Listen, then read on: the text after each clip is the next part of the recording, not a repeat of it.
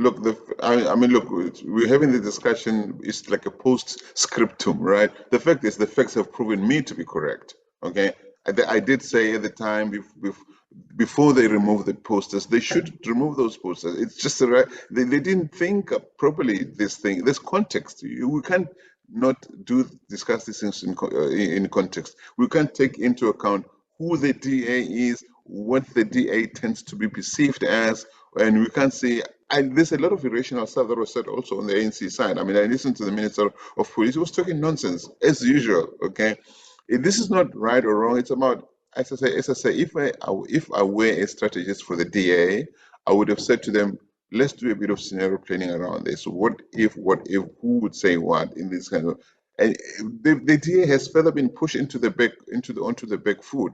Whether I'm not sure it's about right or wrong. The fact is what has happened, events since then, have proven my analysis to be correct. Okay, it's in life or in politics, in political campaign, you take chances all the time. You say things, you push the boundaries, but you can't just push boundaries because boundaries are there to be pushed. You need to say, this is who I am.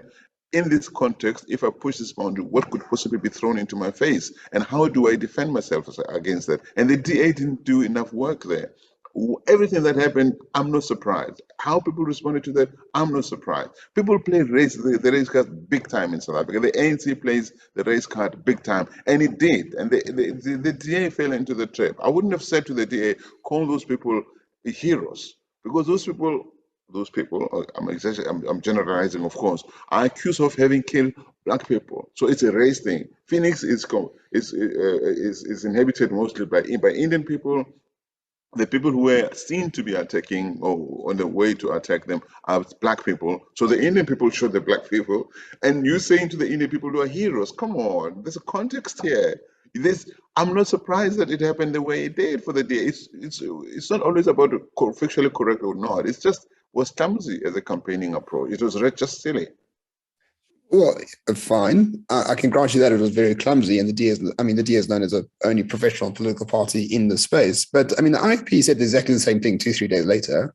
No blowback whatsoever, of course. But of course, it was in a speech, not a poster. So the Shenge could, detail exactly what he meant by that.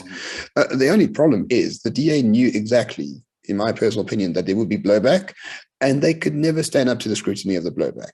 Like, there's an inherent weakness in that sort of liberalism, especially in South Africa, right, where what really matters is getting people excited and power and influence. And you build power and influence by creating the conflict and riding out the conflict and winning the conflict. They created the conflict and then, retreated 24 hours later. Strategically, it was done.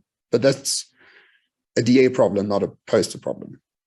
Well, I like what you're saying, because I mean, you're bringing other DA issues I could bring in here, which speak to the same thing. And I've said it already. I've even said it to CNS that these guys, they put something in there, and in brand, and I speak as a brand strategist here. If you put something out there and you know that you're pushing the boundaries, again, you need to have a plan behind it. You can't just put something out there, and when they start throwing stuff into your face, you run back into the hole. The DA does it also with BEE. They don't want to have. They want to have a different conversation, which we should have in South Africa about BEE. But as soon as the race card gets thrown at them, they retreat. So they can't have those conversations. Let me give the example of My Money. Okay, when My Money was leader of the DA, they were already having discussions about. Their ambition was to replace the ANC. We were going to be the next governing party of South Africa, and they probably stood a chance. But they can't become the governing party of South Africa if they don't gain a lot of black people under their wing. And with My Money, they were beginning to have those discussions that said, look, we can't have your cake and eat it in this space. If we're going to attract many black people, there are certain things that we probably have to change or give in or promise or whatever. And while all of that was happening, some white people started saying, "Wait a minute, that's not the DA that we signed up for." They walked away. They went to the FF plus, but that's okay. But the DA stupidly saw that as loss. Actually, it wasn't loss. It was the necessary. When you start changing something that's been around for a while, some people are going to fall to the wayside. But you have to compare the small number of people who are falling to the wayside to the big number of gains that you stand to have in the future. And I think the DA, under My Money, in that time, stood a chance. It was popular. No, nobody can deny that. It was all over the place. They were attracting a lot of people. But then they panicked when, under my money, an election happened, and a few white people, relatively speaking, went to the FF plus. But that should have happened. That is a sacrifice that was supposed to happen in order for the DA to shine, to be more appealing to black people. They didn't go that far. They retreated, and they started blaming my money for having, led to the loss of electoral loss for the DA. I thought it was stupid. It was a necessary loss. Then it was supposed to be the time when they build up into the future. They're not going to get there anytime soon. And actually, I don't see them replacing the ANC. They do it with the BEE. When they want to talk BEE, people say, yeah, no, you want to do this. They pull back. They shouldn't pull back. They should say, what is the strategy? And they should know, as you say, they're smart, they're professional body. Well, they used to be known as, they should be able to say, what if, how do we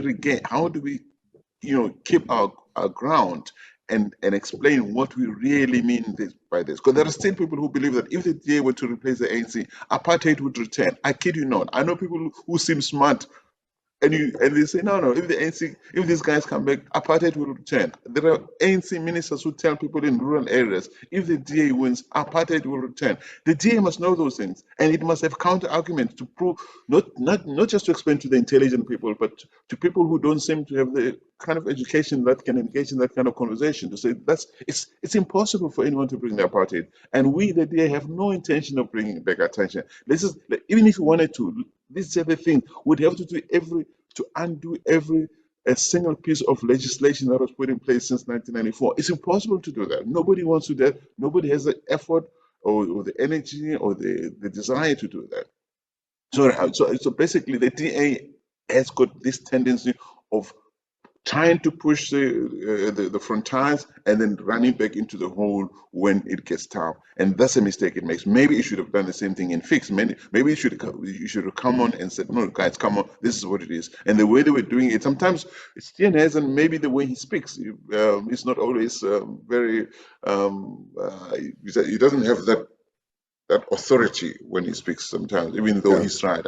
He's a nice guy, he means well, but maybe there's something about the way he speaks that needs to be changed. So at the fear of moving this conversation entirely just to like what the DA should and shouldn't do, I don't know. I never worked for the DA. I'm not associated with the DA whatsoever. But sorry, my theory on 2019 especially, and Musi Maimane in particular, they actually lost votes because they were trying so hard to be the more rational ANC. Okay. The ANC dropped votes and the DA dropped votes when basically they had I'm not going to say exactly the same manifesto, but in spirit, it was like, okay, so we're going to inherit this from the ANC, BE, and we're going to make it our own. Why? BE is deeply unpopular. Like the only people who care about BE are those who enrich themselves. Right. Yeah. Instead of they took the agenda from the ANC and then try to make it better. It's like, what is that? That's not opposition politics. That's just trying to be a copycat and enforce a better form of ANC rule. No, ANC rule needs to go completely. Nothing good has ever come from ANC rule except for maybe the rollout of ARBs to HIV positive people. But other than that, I mean, the entire thing must be dismantled and built or renewed in a way that is completely different from how it was done. The DA, my theory, at least, I'm happy for you to call me an idiot on this. The DA lost, lost votes because they tried so hard to make to make it as if they were a rational ANC. Because the mindset is South Africa can't exist without the ANC. That's the mindset of the media. That's the mindset of political parties. That's the mindset of a lot of people. And I think it's completely the wrong mindset. So you must prove South Africa does not equal ANC. South Africa can live without it very easily, and it will quite soon. Yeah, sorry, I just on a quick follow-up question there. I think Solly's point is that the BE might be unpopular, but the point is to represent yourself as not an apartheid party. That's the main idea that you're trying to achieve. So these individual policies might be unpopular, but by adopting them, you portray yourself as not, apartheid is gone, right? That's why we're actually adopting these policies. I think. Sorry, if I may. Sorry, just quick. May I curse, Donald, to relay a story? Yeah. Sure. All right. So Lyndon Johnson, LBJ, the president of America in the 60s, he told his aide one day, he's like, listen, tell the world that my opponent fucked a pig. And the aide said to him, but he didn't. He says, I know. I want him to deny it in public. Right. If the DA inculcates this idea that if people believe the DA will bring back apartheid, I mean, to even answer that question is sort of below everything the DA actually stands for. It's basically buying into this narrative that the ANC has put out there. If people believe that narrative, fine. But for the DA to answer that in a sort of coherent, rational way is A, impossible, and B, you're playing the game set by your opponents in the first place.